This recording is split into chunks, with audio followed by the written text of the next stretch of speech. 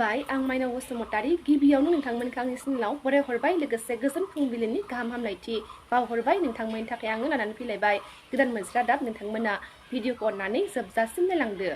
दिनैनि माखासे गोनां खौरांफोरानो जादों दिनै 6 जुलाइ दिनै बेलासिनि 3 रिंगायाव गुवाहाटीनि श्रीमन्त शंकरदेव इन्टारनेशनेल अडिट'रियामाव बड'लेण्ड रायज्लायनाय नोजोरनिफ्राय मावनायसिम हाबाफारि खुंफुंनाय जागोन होनना खौरां मोनदों। बे हाबाफारिखौ बेखेवनानै होगोन आसामनि गिबि मन्थ्रि बिथां डक्टर हिमन्त बिश्व शर्मा बिथाङा। लोगोसे हाबाफारियाव बाहागो लागोन बिटिआरनि सिएम प्रमद बर' बिथाङा। समाजारि बिजोङाव एमएलए अखिल गगৈ बिथांनि मोनसे पस्टआ गोसारनायखौ नुनो मोननाय जादों। साननैनि गेजेरावनो मन्थ्रि जयन्तमल्ल बरुवानि बिसिया बायदों 75 बिघा 3 कथा 10 लेसा हा। आरोबाव मख'नो गोनांदि 2023 मायथाइनि 22 एप्रिलाव रङियायाव 39 बिघा हा बायदों आरो 2023 मायथाइनि 24 जुलाइयाव तेजपुराव 36 बिघा हा बायदों होनना अखिल गगৈ बिथाङा समाजारि बिजोङाव पस्ट होनायखौ नुनो मोननाय जादों। फाग्लि जरानि रायजोफोरा हासिब लानानै सोमावसारनाया उपेन्द्रनाथ ब्रह्म बिथांनि नैथि खोलोब सोमावसारनाय। पर्बत जरानि रायजोफोरा सोमावसारनायखौ प्रमद बर' बिथांनि सोरखारा बुजिनो नाजायाबालानो जर जुलुमै आदानिनो थार्मेल पावार प्रजेक्टखौ गायसननो नागिरनाया दुखुनांथाव। फाग्लि जरानि सोमावसारनायनि दोहौआ फैगौ बिसायख'थियाव गोहोम गोग्लैगोन आरो रायजो राजानि दुखुनि सोमावसारनाया बे बाराव प्रमद बर' बिथांखौ गादिनिफ्राय बोख्लायगोन होनना दावराय देख्रेब नार्जारिया बुंथिनायखौ नुनो मोननाय जादों। फैगौ सेप्तेम्बर दानावनो बिटिसि बिसायख'थि जागोननि थाखाय मोन 60 बियाबा जास्लाबनाय नंला होनना बिटिआरनि चिफ प्रमद बर' बिथाङा खौरां बिबुंथिनि गेजेरजों फोरमायथिदों। जों आइ आफा रायजो राजाया थांनाय 30 बोसोरनि सोमावसारनाय जिउ बाउनाय आरो थै होनायखौ बावाखै होनना प्रमद बर' बिथाङा फोरमायथिदों। मख'नो गोनांदि 125थि एमेन्डमेन्टआ जायोब्ला जोंनि बियाबा मोन 60 जागोन होनना प्रमद बर' बिथाङा खौरां बिबुंथिनि गेजेरजों फोरमायथिदों।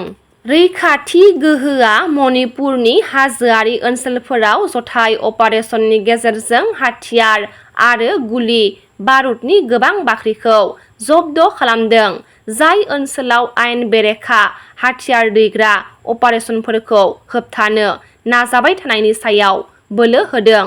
बे अपारेसनआ थांनाय 3 जुलाइनि हर गेजेरनिफ्राय 4 जुलाइनि फुंसिम जादोंमोन होनना मिथिनो मोनदों। जायखौ मणिपुर पुलिस, आसाम राइफल्स, भारतारि रौनिया हानजा आरो सिआरपिएफजों दाजानाय जथाय हानजाफोरा मावफुंदोंमोन। थांनाय मैया मिशन बिटिआर हाबाफारि लानानै बाक्सा जिल्लायाव गिबि मन्थ्रि बिथां डक्टर हिमन्त बिश्व शर्मा बिथाङा दावबायदों। बिजेपिनि कार्यकर्ताफोरजों लोगो हमदों।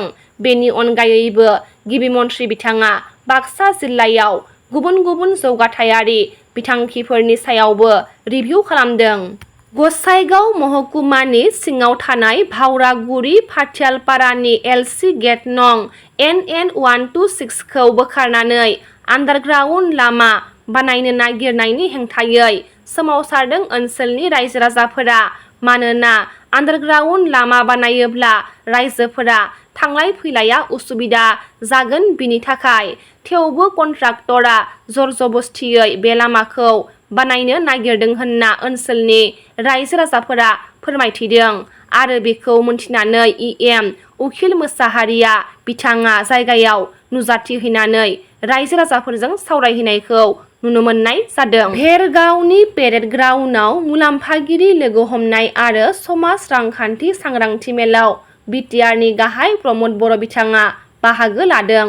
प्रमद बर' बिथाङा दैदेननाय इउपिपिएल सोरखारा गासै 40 समस्तियावबो मुलाम्फागिरि लोगो हमनाय आरो समाज रांखान्थि सांग्रांथि मेल खुंबोनाय लेखायै थांनाय मैया उदालगुरि जिल्लानि सिङाव थानाय 32 नं भेरगाव बिटिसि बियाबावबो बे हाबाफारिखौ खुंनाय जादों। भेरगाव ब्लक इउपिपिएल आरो बिटिआर सोरखारनि बानजायनायाव भेरगाव महकुमा बेंगिरिनि पेरेड ग्राउन्डआव बे हाबाफारिया जानानै थाङो। गाहाय आलासि महरै बाहागो लादोंमोन बिटिआरनि खुंगिरि प्रमद बर' बिथाङा। मैयानि बे मेलनि गेजेरजों आलारि सोरां बिथांखिनि माखासे थानसालि लुफुंनानै 2 लाख रांनि अनसुंथाइ होनाय जादों। गोदानै जोनोम मोननाय एपिबि राजखान्थि हान्जाया थांनाय मैया उदालगुरि जिल्ला कमिटि, उदालगुरि लाइमोन जिल्ला कमिटिखौ दाफुंबाय। बे कमिटिनि आफादगिरि महरै दि हारिमु बिथांखौ होनाय जादों आरो गाहाय नेहाथारि महरै क्रिस्टफार दैमारि आरो बिथांमोनजों लोगोसे गासै सा 201 सोद्रोमाफोरखौ लानानै दाफुंनाय जाबाय होनना मिथिनो मोन्दों। 5थि खेबनि थाखाय क'क्राझारनि बड'फा कालचारेल कमप्लेक्सआव आर'नाइ इन्टारटेनमेन्ट क'अपारेटिभ ससाइटिजों खुंजाबाय थानाय मिस्टार मिस किड्स टीन आरो मिस्ट्रेस बड'लेण्डनि जोबथा बादायलायनाया दिनै जागोन। खुंजानो गोनां जोबथा बादायलायनायाव ओनसोलनि रायजो राजाफोरखौ नायफैनानै बाहागो लानो खावलायहरदों आर'नाइ इन्टारटेनमेन्ट क'अपारेटिभ ससाइटिनि फाउन्डार जायख्लं बसुमतारी बिथाङा खौरां मेलनि गेजेरजों। क'क्राझार सोहोरनि हाथिमाथा मैदेर खर' वार्ड नं 8 नि इउर' किड्स प्रि स्कुलाव गोदानै इयुन फोजाखां देंखो फरायसालि बेखेवदों।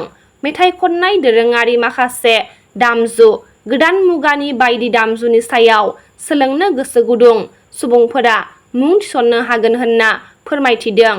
आबुं मिथिनो थाखाय जानबुं अनजिमा 9101551940 आव स्लट लानो हागोन।